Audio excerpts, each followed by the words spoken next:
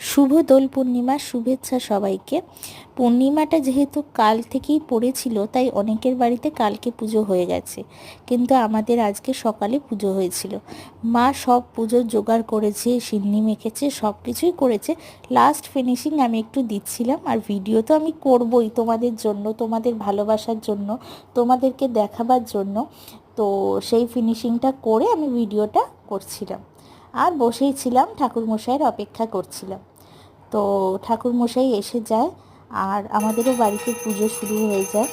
আরতিটা বেশ সুন্দর করে করছিলেন উনি, আর ভীষণ ভালো লাগে। দোল পূর্ণিমার দিনের সিন্নিটা মনে হয় যেন নারায়ণ, ভীষণ ভালো লাগে, ভীষণ ভালো লাগে। তো যেহেতু সিন্নি, সেই জন্য আমাদের বাড়িতে নিরামিষ আজকে রান্না হয়েছে, সব নিরামিষ পদ হয়েছে রান্না।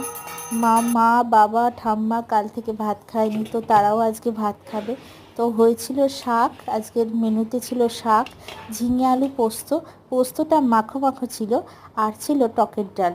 তার সাথে তো থাকতেই হবে লঙ্কা দিয়ে আলু ভাতে, আর ভাত।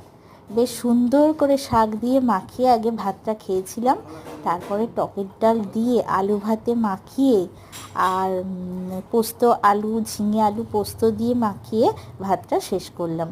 তো তোমরা আজকে কে কীভাবে এনজয় করলে কমেন্ট করে প্লিজ জানাও।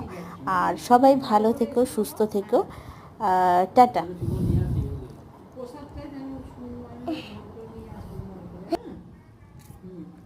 ঠিক আছে, খেয়ে নে আগে। আগে খেয়ে নে। হোটেলে যাবে নাকি না ওইখানে? ও আচ্ছা।